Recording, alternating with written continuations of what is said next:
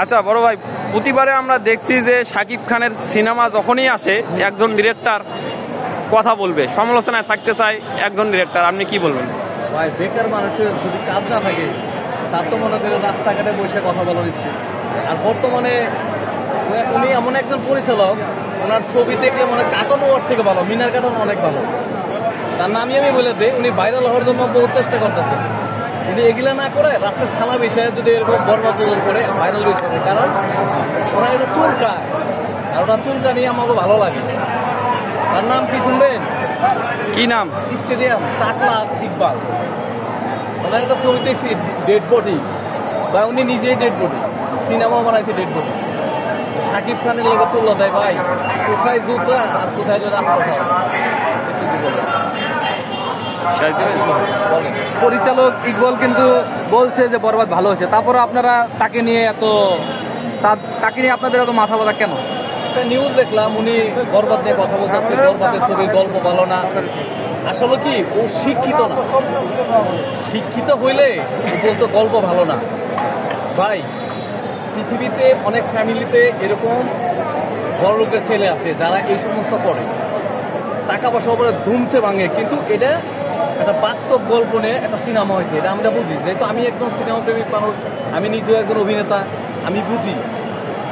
ও নিজেও ছবি ভালো বুঝে না, ভালো বানাইতে পারে না, ও খালি রাস্তাঘাটের সিনেমা বানাই পারলে।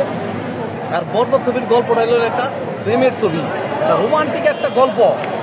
একটা ছেলে অন্ধকার পথ থেকে নেশা করে সে বাদ হয়ে যাচ্ছে, সেখান থেকে একটা মেয়ের ভালোবাসাতে সে জীবন থেকে আবার মনে করে ফেলে দিয়ে সুন্দর একটা জীবনে প্রবেশ করে একটা মেয়ের ভালোবাসা। এখানে গল্প খারাপের কি দেখলো? ওর তো চুল গাইতেছে ভাই, মাথার চুল গেছে গা, ওর পাগল হয়ে গেছে যে এত সিনেমার হাইট, এত লোকজন, এত টিকিট সেল, এত কিছু টাকা, ওর তো ঘুমিয়ে আসে না ভাই। এই পরিচালক ইকবাল কিন্তু এর আগে শাকিব খানকে নিয়ে ছবি বানিয়েছে, তো তখন তো তাকে নিয়ে এত কন্ট্রোভার্সি আমরা দেখি নাই, এখন কেন কন্ট্রোভার্সি? ভাই ওর কপাল খারাপ। কারণ কি, ও যে জিনিসটা হারাইছে, শাকিব খানের মতো একটা ব্র্যান্ড ও হারাইছে, কারণ ও খারাপ। একটা মানুষ সিনেমা করতে না পারে, অনেক পরিচালক সবার সিনেমায় করা লাগে, ওর সিনেমা করে না দেখে আমি একটা মানুষকে খারাপ বলবো?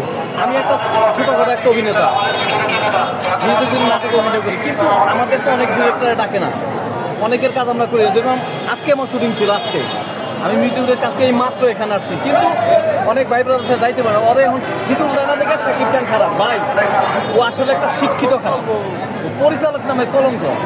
একটা ভালো সিনেমা বেরোলে সিনেমার পিছনে লাগে, ও তো নিজে সিনেমাটা এফবিসিটা নষ্ট করছে ইকবালে, ও আরেকটা চক্র নিয়ে এই এফবিসিটা নষ্ট করছে।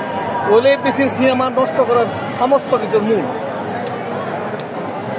কি বলুন, ওর মতো খারাপ লোক এই পৃথিবীতে না।